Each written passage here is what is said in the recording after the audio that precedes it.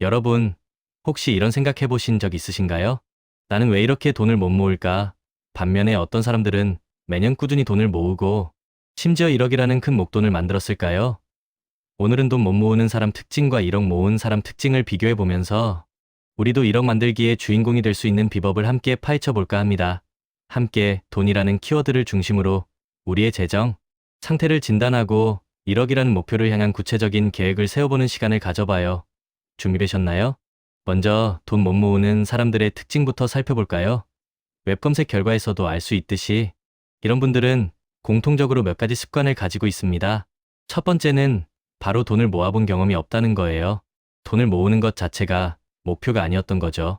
그저 벌면 쓰고 또 벌면 쓰고 이렇게 흘러가는 대로 생활하는 경우가 많습니다. 이상한 곳에 돈을 쓰는 것보다 어쩌면 이게 더 심각할 수 있어요. 왜냐하면 돈을 모으는 행위 자체에 대한 인식이 없기 때문입니다. 마치 운동을 한 번도 안 해본 사람이 운동의 중요성을 모르는 것과 비슷하다고 할 수 있죠. 돈이라는 이 소중한 자산을 어떻게 관리해야 하는지에 대한 감각이 없는 상태라고 볼 수 있습니다. 두 번째 특징은 바로 잘못된 소비 습관입니다. 20대에 형성된 엉망진창 소비 습관은 30대에도 고치기 정말 어렵죠. 우리 몸에 한번 배인 습관은 고치기 힘든 것처럼 소비 습관도 마찬가지입니다. 충동적인 소비나 감정적인 소비가 여기에 해당하는데요. 기분이 안 좋아서 혹은 기분이 좋아서 무언가를 사는 행위들이 반복되면서 지출은 점점 통제불능이 됩니다. 돈 못 모으는 사람들의 상당수가 이 범주에 속한다고 볼 수 있어요. 세 번째는 계획 없는 소비입니다.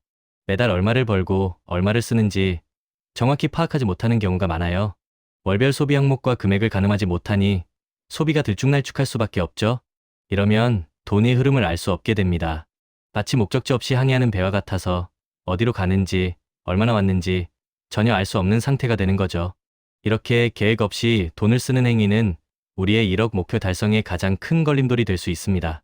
네 번째, 주말에 계획 없이 돈을 쓴다는 점도 간과할 수 없습니다. 특별한 계획 없이 친구를 만나거나 약속을 잡으면 외식비, 카페비, 술값 등으로 순식간에 돈이 사라져 버리죠. 주말은 분명 재충전의 시간이지만 계획 없는 주말은 돈 낭비의 시간이 될 수 있습니다. 우리도 모르는 사이에 돈이 줄줄 새고 있는 거예요. 다섯 번째는 소액 저축 습관입니다. 여러 개의 소액 저축을 하고 있다는 사실에 만족하지만 시상은 마이너스 통장을 사용하고 있어 실제 저축액은 미미한 경우가 많습니다.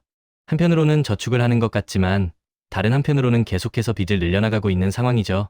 이러면 1억이라는 목표에 도달하기는커녕 제자리 걸음만 반복하게 됩니다. 여섯 번째, 목표 없는 저축입니다. 일단 모으자는 생각으로 저축은 하지만 왜 모으는지, 얼마를 모을지에 대한 명확한 목표가 없는 경우가 많아요.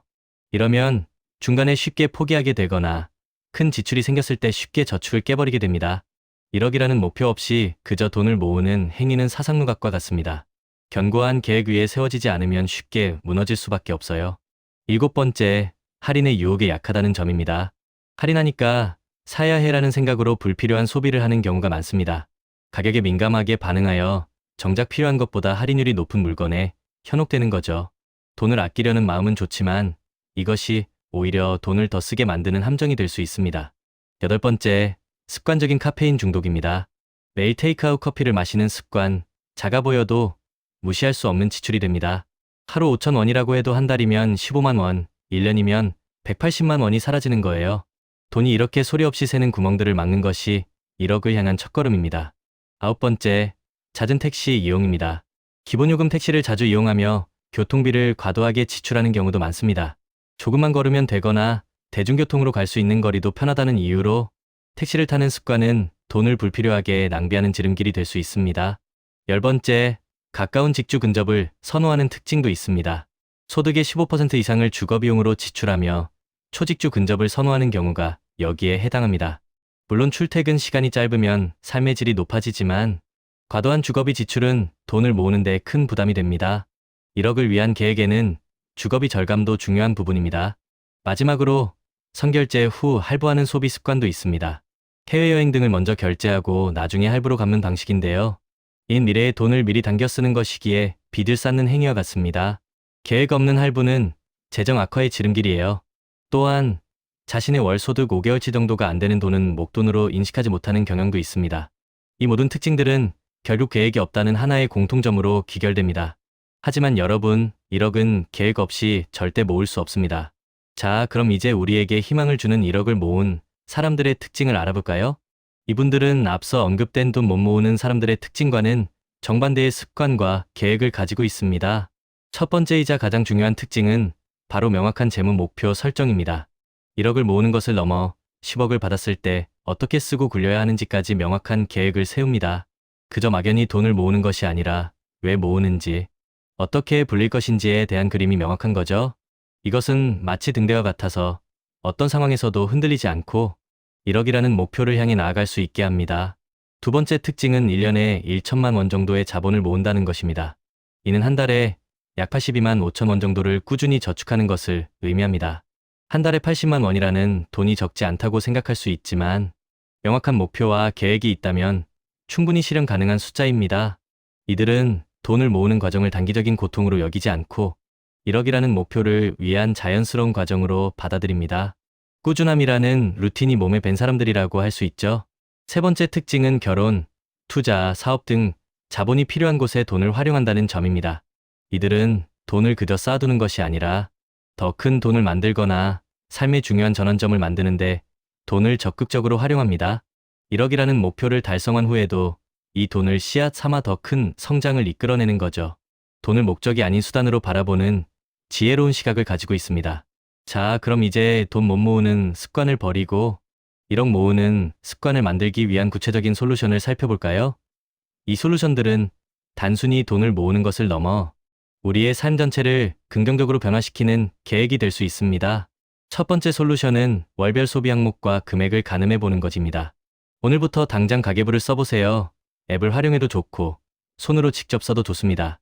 중요한 건 매달 돈이 어디로 얼마큼 나가는지 정확히 파악하는 거예요.